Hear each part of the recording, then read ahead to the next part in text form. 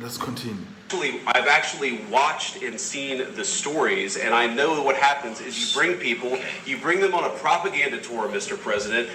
Do you disagree that you've had problems bringing people into your military? We have problems. And do you think that it's respectful to come to the Oval Office of the United States of America and attack the administration that is trying to prevent the destruction of your country? A lot of questions. Let's start from the beginning. Sure. First of all, during the war, everybody has problems. Even you, but you have nice ocean and don't feel now, but you will feel it in the future. God bless. You don't know that.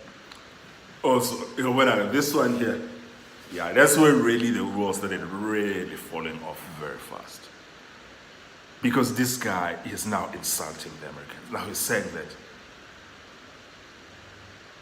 that, oh, unless they help Ukraine, they're going to have some problems, military problems in the future. Really? Really?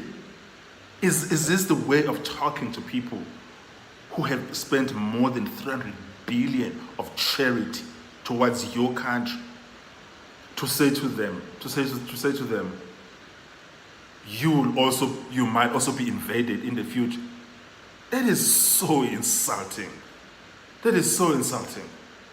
Wow, because the way of getting help from someone, if you need help, or you are hungry and you're coming with a basket and you're asking for handouts, you say, please give me money so I can buy food. And if the person who has the means to give you money to buy food is giving you the terms of which kind of terms are needed before he can help you, you are saying to them that unless they comply with you, in the future they might also be hungry and destitute like you.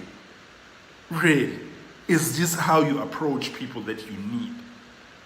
And to even suggest that what keeps America safe is this ocean that separates the U.S. from Europe, is that what is keeping America safe? The ocean between America and Europe. Is there any country in the world right now that can ever dare to invade America? Seriously, my guy, seriously. Like, what was he smoking? What was he smoking? Like, and at this stage, Trump lost it. God bless. God bless. You will not have a war. Don't tell us what we're going to feel. We're trying to solve a problem. Don't tell us what we're going to feel. I'm not telling you. Because you're in no position to dictate that. Remember this. You're in no position to dictate what we're going to feel. We're going to feel very good. You will feel influence. We're going to feel very good and very strong. You will feel influence. You're right now not in a very good position. You've allowed yourself to be in a very bad position, and he happens to be right about it. From the very beginning of the war. You're not in a good position. You don't have the cards right now. With us, you start having cards. But right now, you don't. You play. And the problem with this guy is that he's continuing to argue. He's continuing to argue. Nigga, who the hell do you think you are? Who the hell do you think you are talking to? You need these people. You need their money. What is wrong with you? I don't care in terms of like how strongly you feel about the position that you have or how much people are saying he's defending his country. Okay, then fuck off and go defend your country then. That's what you are doing. Take your team and fuck off. You can defend your country whenever you want, wherever you want. You don't need. Why are you here? Why are you here? Because if this is all about this is a brilliant man standing up to a bully fighting for his country. Okay, then, Mr. Fighting for your country, fuck off. Go fight for your country. Why don't you just kindly fuck off? Because when it comes to this position where you want to justify yourself while you need someone's charity, they don't need to understand your perspective. It'll be good if they do and they agree, but they don't need it. And if you continue to be insolent and stubborn and disrespectful, they can just tell you to fuck off. And I think for me at this stage, I would have told this guy to fuck off. Seriously. Because this is very, very disrespectful for people who are doing so much for a country who they owe nothing. Nothing. Zero.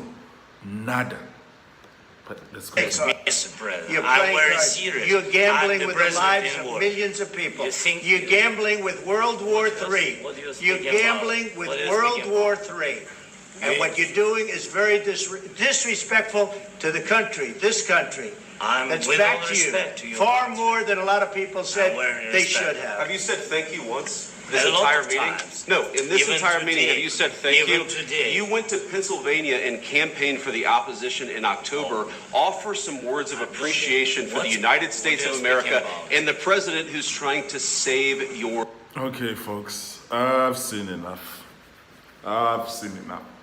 I mean, there's more to it. Like, there's a point here in the discussion where he says, from the beginning of this war, we've been on our own.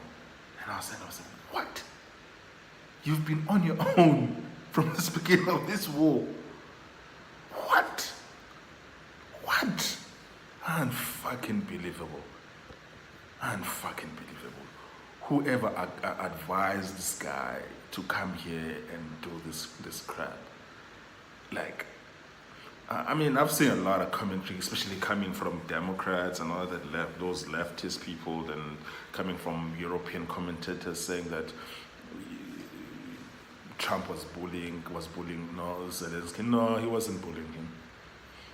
He wasn't bullying him. The same people who are saying this shit, do you think they would abide it if someone that they were giving help to in their own personal lives came to their house, started lecturing them about the terms and the conditions of how they should be giving them their help? Would this be something that would be acceptable to them? Yes or no? Say there's this person who needs financial assistance to go study maybe at a community college, and they're coming from a very poor family, they don't have any money, and you give them terms in terms of how you're going to support them and the terms of your support, and they come to your house and they are lecturing you. Would you abide that? If you put your foot down, would that be bullying? If in your neighborhood, say you live in Houston or in LA or in New York City, and you meet this person, they seem like a nice person, they're homeless, you take them into your house, you put food on their table, you put food in their stomach, you give them a roof for them to sleep and hot water for them to shower, and then they start lecturing you. Would you abide it? None of you would. So why don't you just cut the bullshit? Just cut the bullshit. Cut the bullshit and stop with this victory signaling. The United States of America, people, does not owe you anything. Doesn't owe you anything. Doesn't. Yeah, with that said, this is obviously something unprecedented. I'd like to hear your thoughts about it, your views. Do you agree with me? Do you disagree with me? Do you think Zelensky was right? And whatever thoughts do you have, just put it in the comment section, and remember to be respectful. As I've said in the past, that we don't expect agreement here. We just expect respectful and cordial discourse. But I would like to hear your thoughts below.